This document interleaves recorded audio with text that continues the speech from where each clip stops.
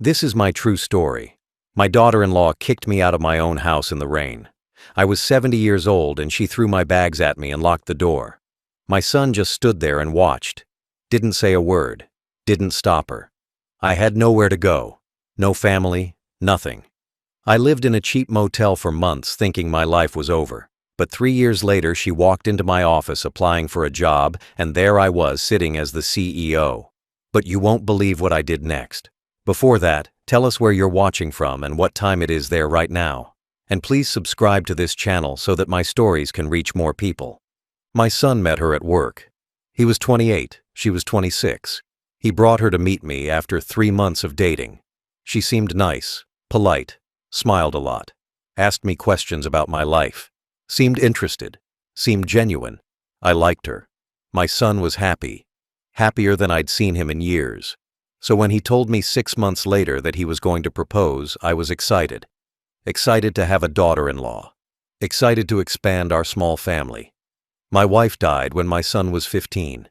It had been just the two of us for 13 years. I thought adding her to the family would be good, would bring life back into our house. I was wrong.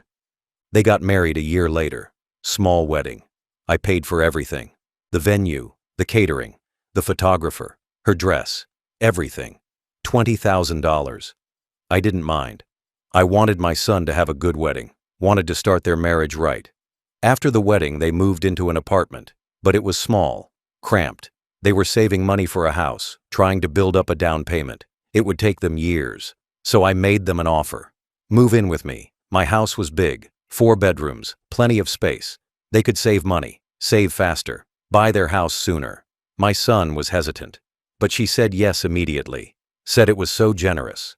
Said thank you so much. So they moved in. I gave them the master bedroom, the biggest room in the house, the room with the private bathroom, the room my wife and I shared for 20 years. I moved to a smaller bedroom down the hall. I wanted them to be comfortable, wanted them to have privacy, wanted them to feel at home. She said she wanted to redecorate, make the room more modern. I said, okay. Told her to do whatever she wanted. She picked out new furniture, new paint, new curtains. Cost me another $15,000. But I paid it. Wanted her to be happy.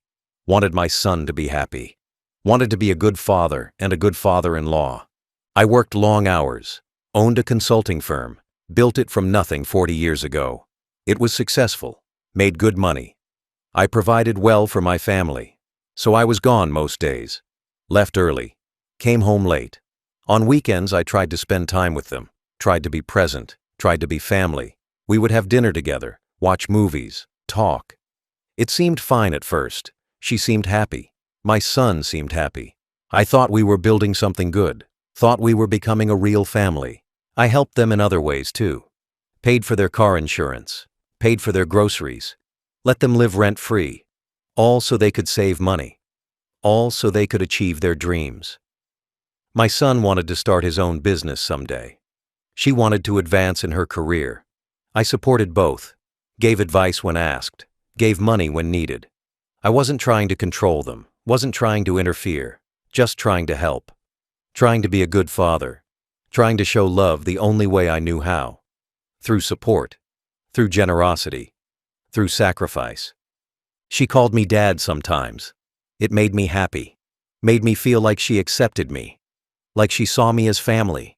She would hug me, thank me for everything, tell me how grateful she was, tell me I was the best father-in-law anyone could ask for.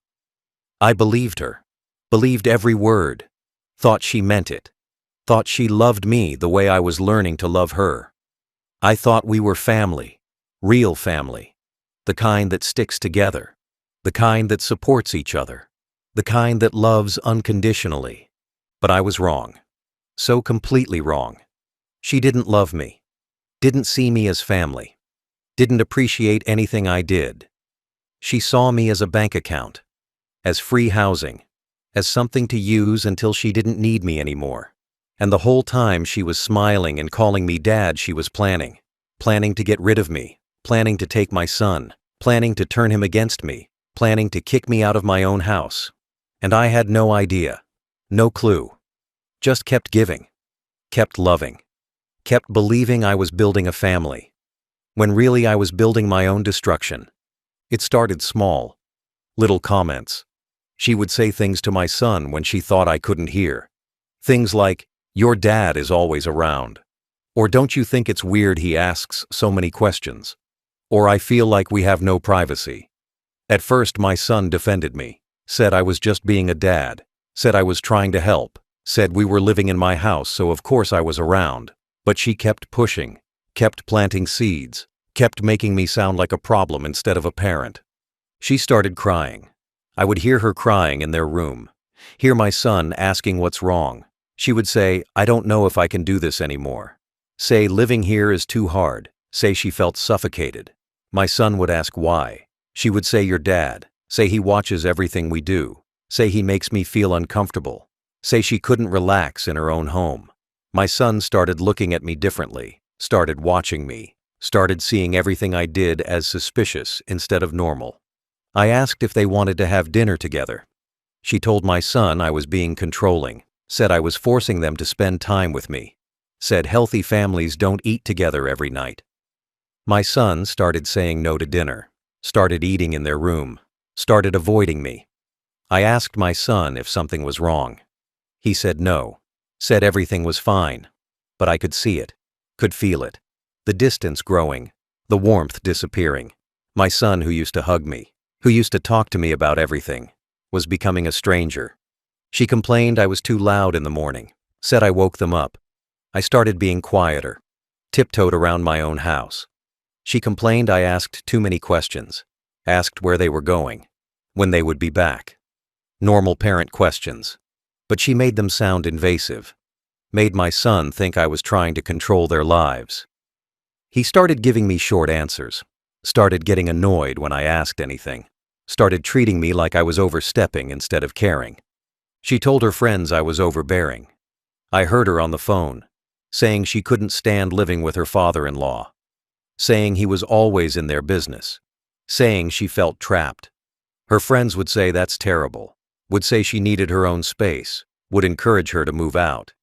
But she didn't want to move out. She wanted me out, wanted my house without me in it. So she kept poisoning my son against me, kept turning him into someone who resented me instead of loved me. My son stopped talking to me about his life, stopped telling me about work, about his dreams, about his plans. We used to talk for hours, used to be close.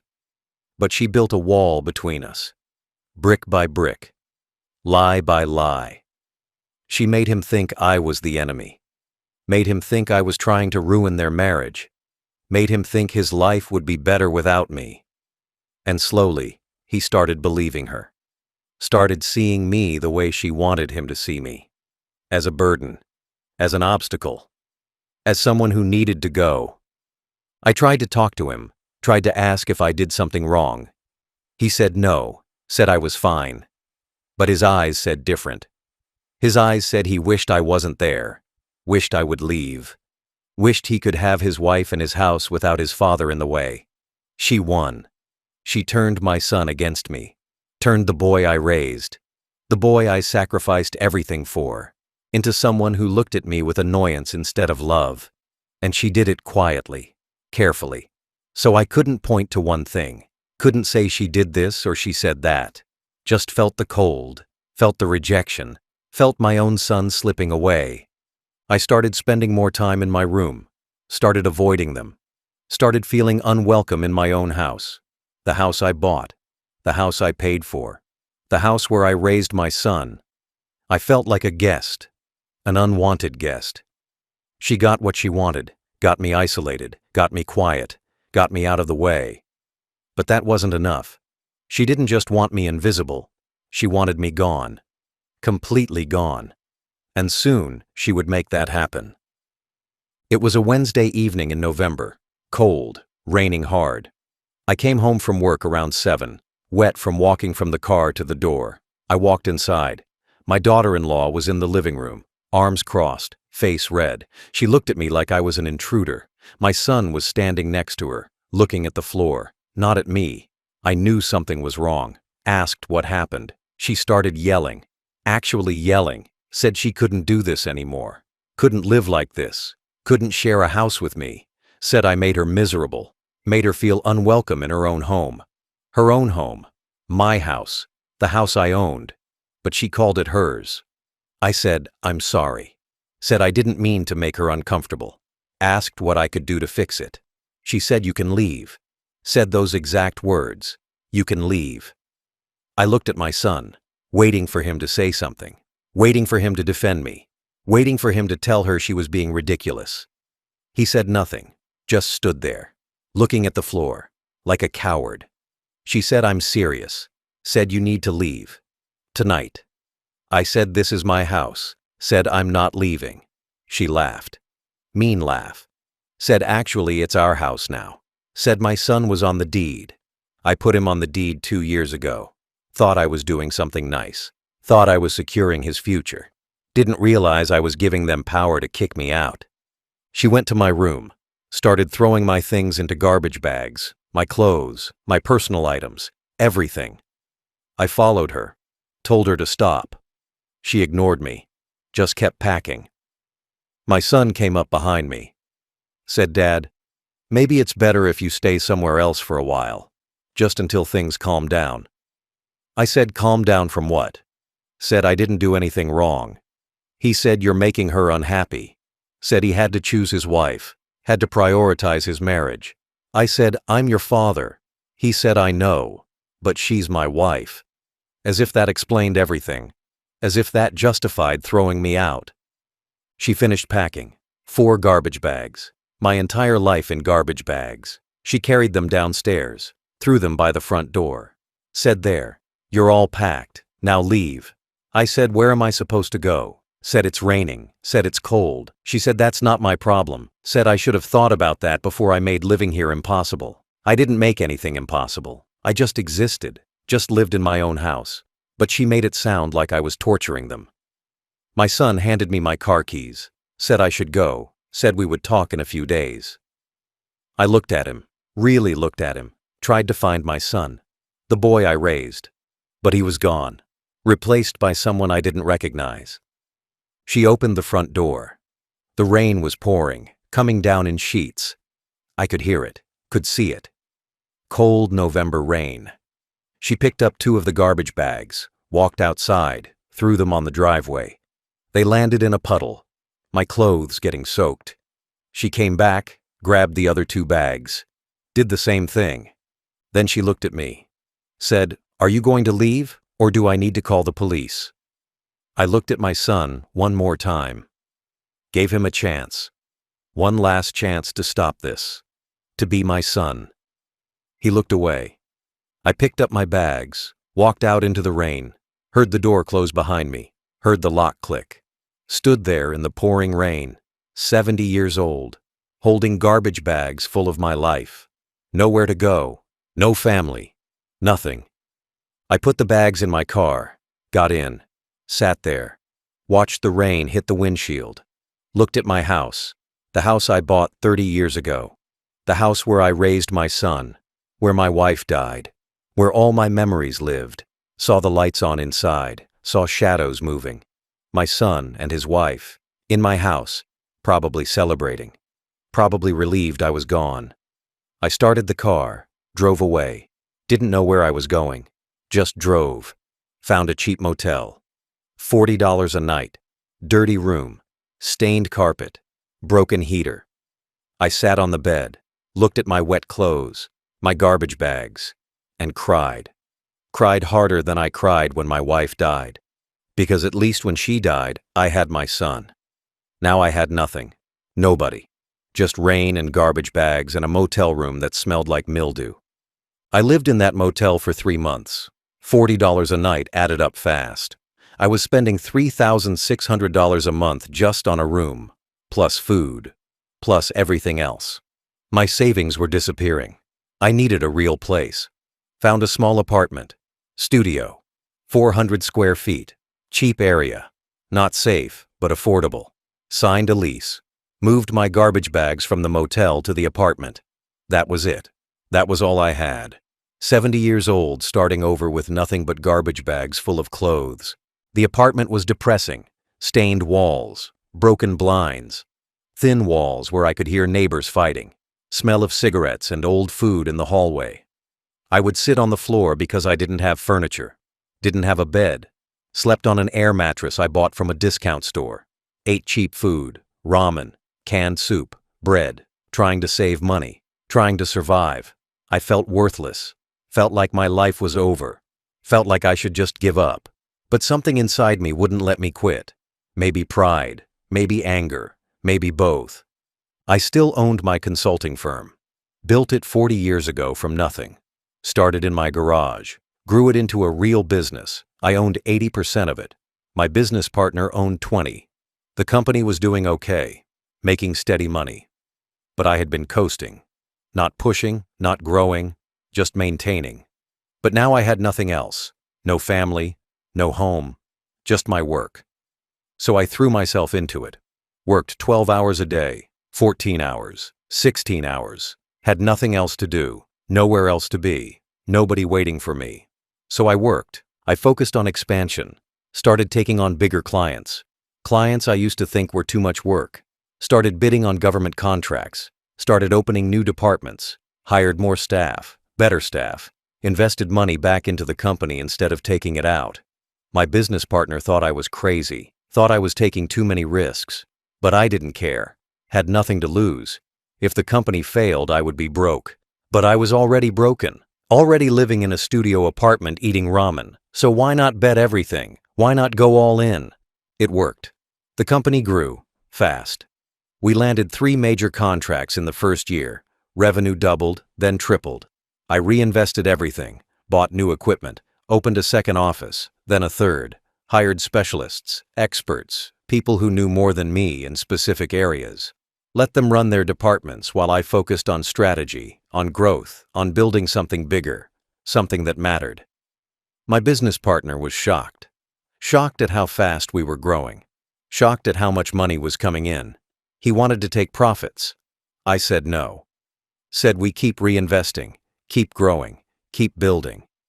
By the end of the second year, the company was worth $5 million. By the end of the third year, it was worth $15 million. $15 million. I went from living in a motel to owning a $15 million company in 3 years. My business partner wanted to sell, wanted to cash out. I said no. Said this is just the beginning. He got frustrated. Said he wanted his share. I bought him out. Paid him $3 million for his 20%. Now I owned 100%. The whole company was mine. Every dollar, every decision, everything. I moved out of that studio apartment, bought a condo. Nice one. Downtown, top floor, floor-to-ceiling windows, modern kitchen, real furniture. I bought clothes that fit, ate real food, started living like a successful person again. But I didn't forget. Didn't forget the motel, the garbage bags, the rain, the door locking behind me. I remembered every second, every feeling, every moment of being thrown away like trash. And that memory fueled me, drove me, made me work harder, made me build bigger, made me successful. My son never called, not once in 3 years. Never checked if I was alive, never apologized, never asked how I was doing. I was dead to him, erased, replaced by a wife who hated me. I thought about calling him, thought about reaching out, but I didn't. Pride, maybe, or hurt, or the knowledge that he chose her, chose to throw me out, chose to let me suffer. So I let him go, let him live his life without me, while I built mine without him. 3 years passed without a single word from my son. No phone call, no text message, no email, nothing. I checked my phone every day for the first 6 months, hoped to see his name, hoped he would reach out, hoped he would apologize, say he made a mistake, say his wife was wrong, say he wanted me back in his life. But nothing came. Just silence. Cold, empty silence that confirmed what I already knew. I didn't matter to him anymore. His wife won. She got what she wanted, me gone. And he let it happen. Chose it. Chose her over me without looking back. I drove past my old house once, about a year after they kicked me out. I don't know why. Maybe I was torturing myself. Maybe I wanted to see if they were happy, if kicking me out gave them the peace she claimed they needed. The house looked the same. My car in the driveway. Well, his car now. The car I helped him buy. The lawn was overgrown, needed mowing. I always kept it perfect. But now weeds grew through the edges. Paint was peeling on the front door. The house was falling apart without me. But they were still there, still living in my house, still enjoying what I built. While I lived in a studio apartment eating cheap food. I drove away, never went back. I wondered about them sometimes. Wondered if she was happy now that I was gone. Wondered if my son missed me. Wondered if they ever talked about me. If he ever felt guilty. If he ever looked at old photos and remembered I used to be his father. That I used to matter. That I used to be part of his life. But I figured they didn't think about me at all. Figured I was erased. A problem they solved. An obstacle they removed. Out of sight. Out of mind. Living their perfect life in my house while I rebuilt from nothing. She got everything she wanted. Got my son. Got my house. Got me out of the picture. She manipulated him perfectly. Turned him against me so completely he could watch me get thrown out in the rain without saying a word. Without helping. Without caring. She was good at it. Good at lying. Good at playing victim. Good at making me the villain. And my son was weak enough to believe her. Weak enough to abandon his father. Weak enough to choose a woman who would destroy his family. But he made his choice. And choices have consequences. I thought about confronting them. Thought about showing up at the house, demanding to talk to my son, demanding answers. But what would that accomplish? He knew where I was, had my phone number, had my email. If he wanted to reach me, he could. The fact that he didn't told me everything, told me I wasn't worth his time, wasn't worth his effort, wasn't worth anything to him anymore. So I let it go. Let him go. Stopped hoping. Stopped checking my phone. Stopped driving past the house. Just accepted that my son was gone. That the relationship was dead. That I was alone. Those 3 years were the hardest of my life. Harder than losing my wife. Harder than starting my business with nothing. Harder than anything I ever faced. Because losing your wife to death is one thing. But losing your son to choice is different. Death you can't control. But choice means they looked at you and decided you weren't worth keeping. Decided someone else mattered more. Decided to erase you from their life. That kind of rejection cuts deeper. Hurts longer. Leaves scars that don't heal. But those 3 years also made me stronger. Made me focused. Made me successful. I poured all my pain into building something. Into proving I wasn't worthless, wasn't disposable, wasn't just some old man who could be thrown away. I built a $15 million company, built a life, built success from garbage bags and rain and rejection. And while I was building, they were living in my house, living off what I gave them, never once thinking about the man they destroyed, never once considering that I might rise again, that I might become someone they needed, someone they would come crawling back to. They thought I was done. Thought I was broken, thought I would just fade away into nothing. But they were wrong, and soon they would find out exactly how wrong they were. It was a Tuesday morning, 3 years and 2 months after they kicked me out.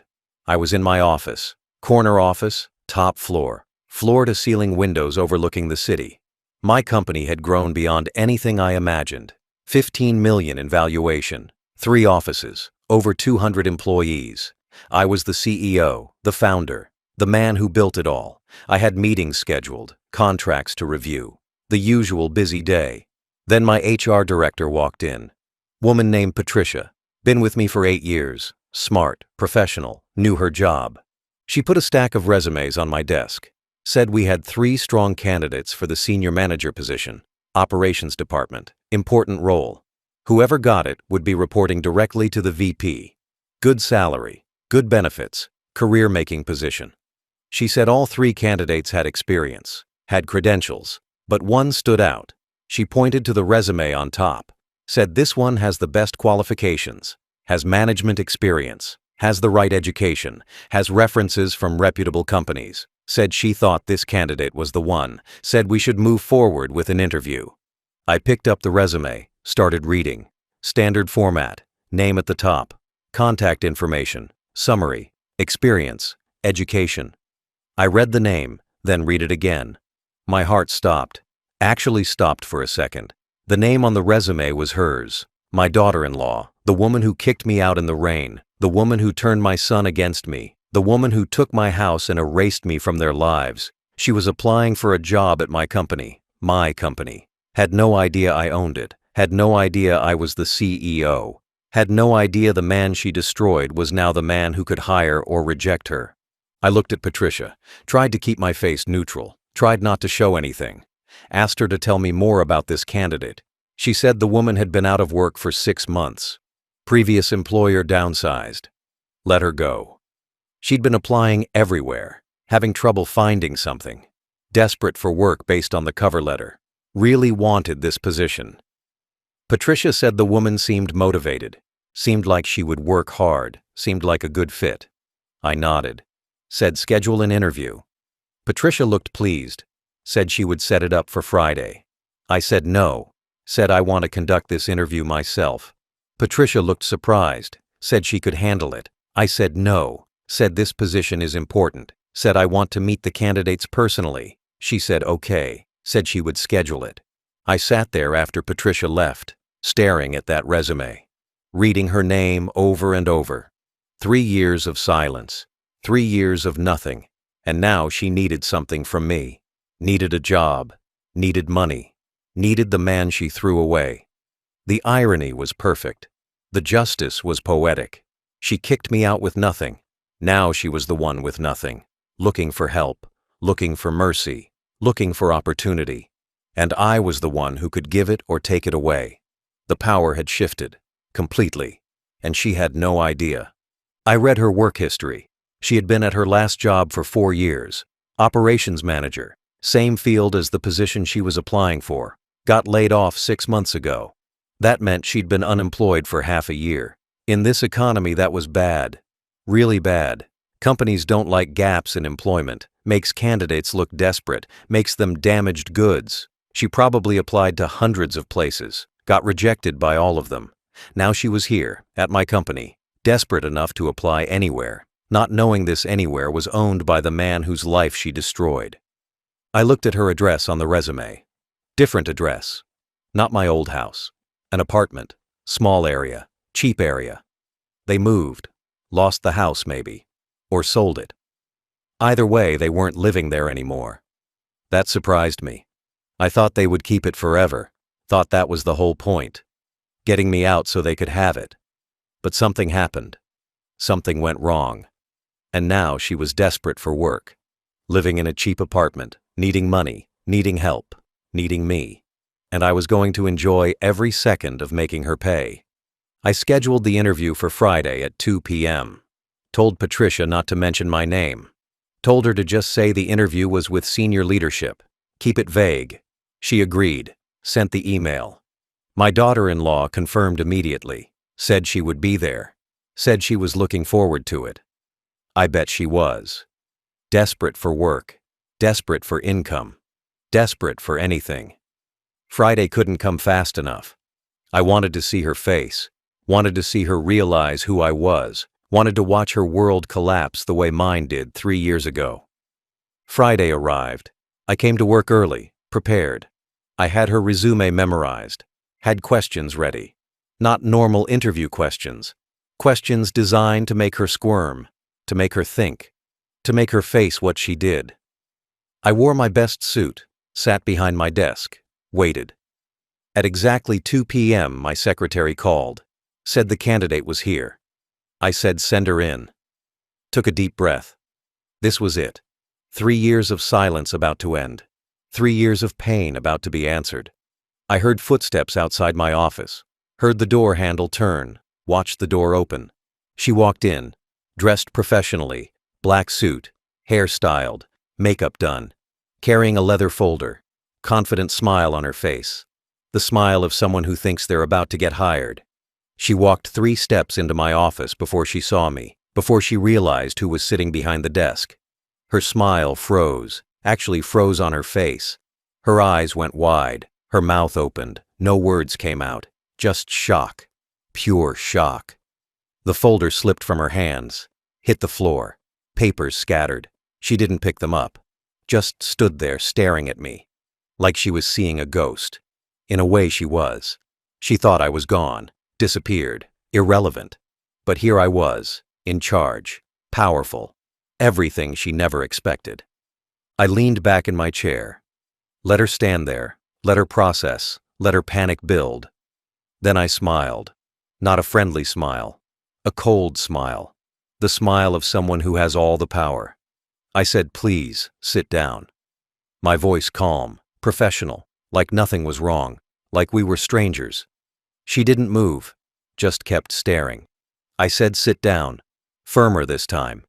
She jumped, snapped out of her shock, bent down, picked up her papers with shaking hands, walked to the chair, sat down. Her hands were trembling, her face was pale. She looked like she might throw up. Good. Let her feel uncomfortable. Let her feel scared. Let her feel a fraction of what I felt standing in the rain with garbage bags. I picked up her resume. Pretended to read it even though I had it memorized.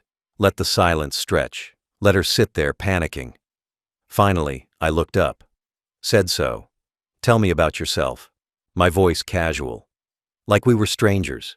She opened her mouth. Nothing came out. Cleared her throat. Tried again. Started talking about her work experience. Her voice shaking, stuttering, forgetting words. She was a mess. Couldn't focus. Couldn't think. Just kept glancing at me with terror in her eyes. I let her stumble through her answer. Didn't help. Didn't make it easier. Just watched. I asked her why she left her last position. She said downsizing. Said it wasn't her fault. Said the company cut 20% of staff. I nodded. Asked what she'd been doing for the past 6 months. She said looking for work. Said it's been difficult. Said the market is tough. I said 6 months is a long time. She nodded. Said yes. Said she was hoping to find something soon. I bet she was. Rent doesn't pay itself. Bills don't stop. She needed this job. Needed it badly. And she knew I knew it. Then I asked the question I'd been waiting to ask. Said, "Tell me about a time you treated someone unfairly and later regretted it." Her face went white. Actually white. She knew. Knew exactly what I was asking. Knew I was talking about that night. That rain. Those garbage bags. She opened her mouth. Closed it. Opened it again. No words. Just panic. Just guilt. Just the realization that she was sitting across from the man she destroyed. And he was the only one who could save her now. She sat there silent, staring at me, mouth opening and closing like a fish out of water. I waited. Didn't rush her. Didn't help her. Just sat there calm and patient while she drowned in her own guilt. Finally she said, "I don't understand the question." Her voice weak, lying. She understood perfectly. I said, "It's a simple question. Tell me about a time you treated someone unfairly. A time you hurt someone who didn't deserve it. A time you regretted your actions." She said, "I can't think of anything." Another lie. I could see it in her eyes. Could see the memory playing. Could see that rainy night. Could see me standing with garbage bags. Could see her locking the door. I leaned forward. Said, "Really? You can't think of a single time, not one moment in your entire life where you treated someone badly?" She shook her head. Said, "I try to treat everyone with respect." I almost laughed. Almost broke character. But I stayed calm. Said, "That's interesting. Because in my experience, people who claim they've never done anything wrong are usually the ones who've done the worst things." She flinched. Actually flinched. Like I hit her. Good. I wanted her to feel every word, wanted every sentence to cut. I asked another question. Said, "Tell me about your living situation. Where do you live now?" She looked confused. Said, "I don't understand how that's relevant."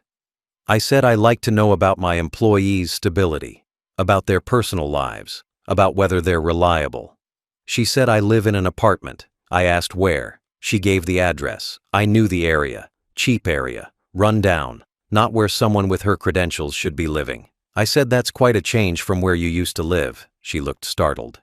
Said, "What do you mean?" I said, "Didn't you used to live in a nice house? Big house? 4 bedrooms?" She went pale. Said, how do you know that? I smiled. Said, I know a lot of things. I asked about my son. Said, what about your husband? Is he working? She said, not right now. Said he lost his job 8 months ago. Said they've been living on savings. Said savings that were almost gone. That's why she needed this job. That's why she was here. Desperate. Broke. Living in a cheap apartment with no income. Everything she had. Everything she took. Everything she thought was secure. Gone. And now she was begging me for help. The man she threw away. The man she erased. The man she probably thought was dead or broken somewhere. But here I was. Successful. Powerful. In control. While she was the one broken. I asked her why she wanted this job. She gave a rehearsed answer. Said she was passionate about operations management. Said she wanted to contribute to a growing company. Said she had the skills and experience needed. All lies. She wanted this job because she was desperate. Because she needed money. Because she had no other options. I said those are good answers, but I don't believe them. She looked shocked. Said, excuse me. I said, I think you need this job. I think you're desperate. I think you've been rejected by dozens of companies, and this is your last hope. Am I wrong? She didn't answer. Just looked down at her hands. I stood up, walked around my desk, stood in front of her. She looked up at me, fear in her eyes. I said, do you remember 3 years ago? She didn't answer. I said, do you remember a rainy night in November? Remember packing garbage bags? Remember throwing them in the rain? Remember locking a door? She started crying. Actually crying. Said, I'm sorry. Said she was so sorry. Said she regretted it every day. I said, really? Because you had 3 years to apologize, 3 years to reach out, 3 years to show regret. But you did nothing, stayed silent, acted like I didn't exist, and now you're here, needing help from the man you destroyed. She said, please. Said she needed this job, said she would do anything, said her husband was depressed, said they were behind on rent, said they might get evicted, said she was desperate. I said, I know you're desperate. That's why you're here. That's why you're sitting in my office begging. But desperation doesn't erase what you did, doesn't erase the rain, doesn't erase the garbage bags, doesn't erase 3 years of silence. She kept crying, kept saying sorry. But sorry wasn't enough. Would never be enough. I walked back to my desk, sat down, let her cry, let her beg, let her grovel. She kept saying please, kept saying she was sorry, kept saying she would do anything. I let her go on for 5 minutes, let her humiliate herself completely, let her feel what it's like to have no power, no control, no dignity. Then I held up my hand, said stop. She stopped talking, wiped her eyes, looked at me with desperate hope. Hope that maybe I would forgive her. Hope that maybe I would give her the job. Hope that maybe I was a better person than she was. But I wasn't. Not today. Today I was exactly as cruel as she was 3 years ago. I said, let me tell you what's going to happen. She leaned forward. Listening. I said, you're not getting this job. Her face fell, started to say something. I said, let me finish. I said, you're not getting this job today. You're not getting this job ever. You're not getting any job at any company I have connections with. And I have connections everywhere. I've spent 3 years building this company, building relationships, building a network. Every major employer in this city knows me, respects me, trusts my judgment, and I'm going to make sure every single one of them knows about you. She said, you can't do that. Said, that's illegal. I smiled. Said, actually, it's not. I can share my professional opinion. Can say I wouldn't recommend hiring you. Can say you have character issues. Can say you lack integrity. All of that is legal. All of that is within my rights. She said, please don't. Said she needed to work, needed to survive. I said you should have thought about that 3 years ago. Should have thought about consequences. Should have thought about what happens when you destroy someone who might rise again. But you didn't. You thought I was done. Thought I would just disappear. Thought you would never see me again. You were wrong. I pressed the button on my desk phone. My secretary answered. I said, send security up. My daughter-in-law's eyes went wide. Said, what are you doing? I said, I'm having you escorted out. She said you can't. Said she came here for an interview. Said she had a right to be here. I said you did have a right. When you were invited. But now the interview is over. Now you're trespassing. 2 security guards walked in. Big men. Professional. I said please escort this woman out of the building. Make sure she doesn't come back. They nodded. Walked toward her. She stood up. Said please. Said don't do this. Said we're family. I laughed. Actually laughed. Said family. You made it very clear 3 years ago that we're not family. That I'm nothing to you. That I don't matter. Now you want to claim family. Now you want to use that word. It's too late. Way too late. The security guards took her arms. She didn't resist. Just let them walk her to the door. She turned back. One last look. Said what about my son? Said he wants to talk to you. Said he misses you. Said he made a mistake. I said then he can call me himself. Can apologize himself. Can face what he did like a man. But he won't. Because he's weak. Weak enough to let you control him. Weak enough to throw away his father. Weak enough to stand there silent while you destroyed our family. So no. I don't want to hear from him. Don't want his apology. Don't want anything from either of you. Security took her out. I heard her crying in the hallway. Heard her begging them to let her go back. Heard her voice fade as they took her to the elevator. Then silence. I sat at my desk. Looked out the window. At the city. At the buildings. At everything I built. 3 years ago, I was nothing. Had nothing. Living in a motel with garbage bags. Now I owned a $15 million company. Had power. Had control. Had the ability to destroy the people who destroyed me. And I used it. Used every bit of it. She came here desperate. Left with nothing. Just like she left me. The difference is, I rebuilt. I rose. I won.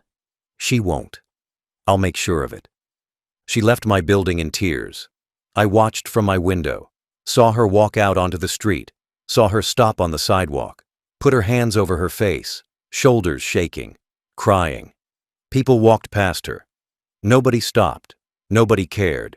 Just another person having a bad day in the city. But it wasn't just a bad day for her. It was the end. The end of her chances. The end of her options. The end of any hope she had of recovering. Because I meant what I said. I was going to make sure she never worked in this city again, and I had the power to do it. I made calls that afternoon. Called 5 CEOs I knew personally. Told them about a candidate to avoid. Gave them her name. Told them she had serious character issues. Told them she was dishonest, manipulative, not trustworthy. They listened. They trusted me.